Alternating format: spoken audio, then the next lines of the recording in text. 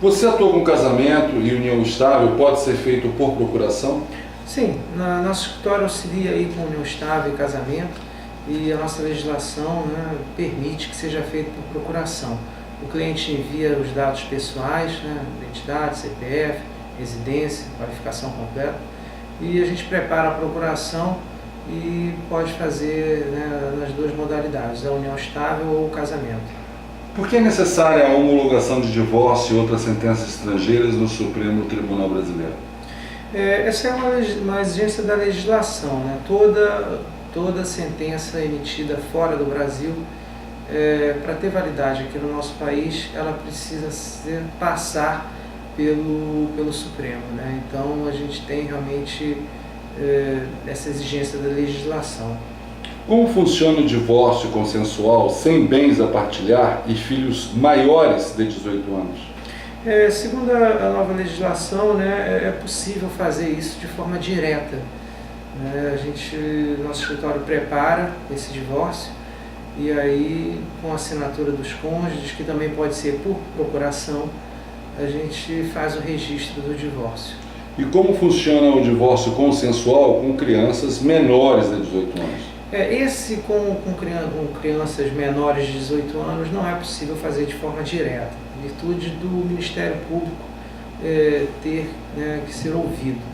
Então, é necessário, nesse caso, entrar com uma ação na Justiça e marcar audiência, onde as partes vão negociar a questão de visitação, de guarda, se vai continuar usando o nome de solteira, né? A esposa tem essa condição, e aí o Ministério Público vai ser ouvido e vai amparar e decidir de acordo com o que é o melhor para o menor de idade.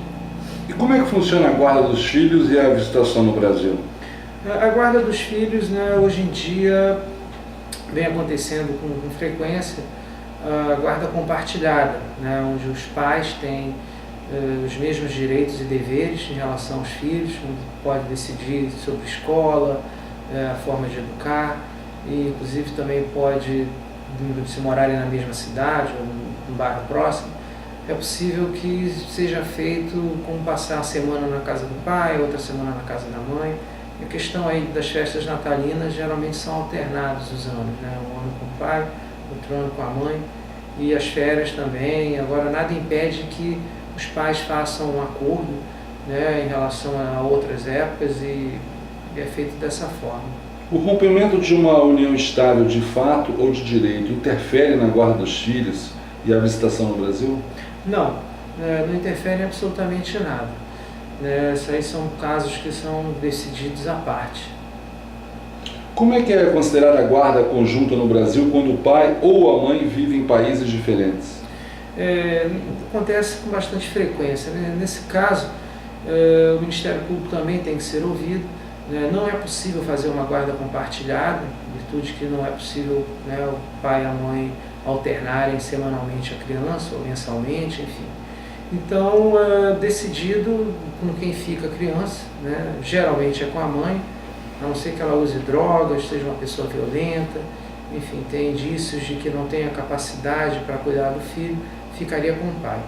Mas, a priori, fica com a mãe e o pai tem direito a visitas, né, tem direito a um período maior de férias, né, anualmente, e é assim que os tribunais têm entendido em relação a esse tema. Você atua em casamentos ou uniões civis para casais homoafetivos e qual é a diferença perante a legislação brasileira?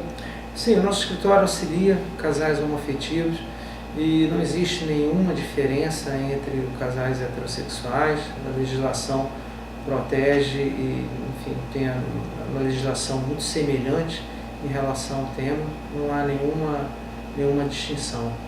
E qual é a preocupação típica de casais homoafetivos quando eles se casam ou contraem união estável?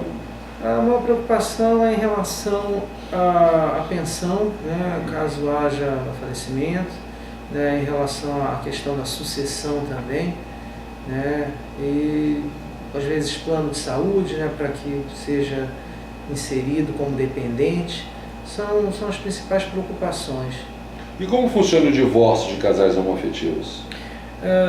Funciona da mesma forma que um casal tradicional, né? Não existe nenhuma diferença, é feito divórcio normalmente, é feita a rescisão da união estável normalmente, né? Como é uma legislação nova, não existe ainda uma quantidade relevante de divórcios, né? Mas como todo casamento, entendemos que vai ocorrer normalmente. Como funciona o visto permanente no Brasil para cônjuges estrangeiros de casais homoafetivos?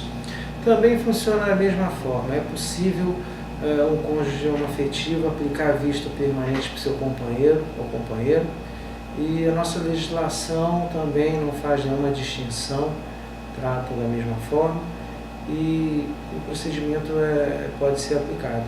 E como é que funciona a violência doméstica nas questões de família? A violência doméstica tem acontecido com muita frequência, né? Casos de brigas entre familiares. Existe uma legislação específica que protege, né, as vítimas desse tipo de crime, que é a Lei Maria da Penha. É uma lei muito severa, uma lei moderna, atual, e vem assim, tendo um espaço muito grande na mídia ultimamente. Como ocorre a divisão de bens no Brasil? A divisão de bens vai depender muito do pacto do casamento, né? Assim, normalmente o regime é a comunhão parcial, né? Onde o casal que for adquirido na constância do casamento será partilhado no momento da dissolução. Existem outras modalidades, que seriam a separação total, onde o casal, né, prevê isso através de uma cláusula no contratual.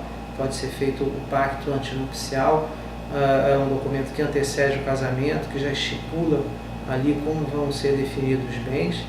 E existe também a declaração de união estável com separação total, onde os nubentes também informam como vai ser definida a questão em caso de divórcio ou separação. E qual o regime de bens que predomina no Brasil? O regime de bens que predomina é a comunhão parcial, né? Aquele casal que inicia a vida, né, do zero, do meio, mas que realmente é o que tem predominado. E qual o regime de bens que você recomenda? Olha, eu como advogado, né, através da nossa vivência e tudo, eu recomendo a separação total. Eu acho que existe aí uma forma de evitar um desgaste entre um casamento, né? Às vezes o marido, né, o cônjuge, o marido quer comprar um bem, a mulher quer comprar outro, então gera atrito. Às vezes a mulher quer ajudar a família, o marido quer comprar um carro, então a gente vê aí muito atrito em relação a isso.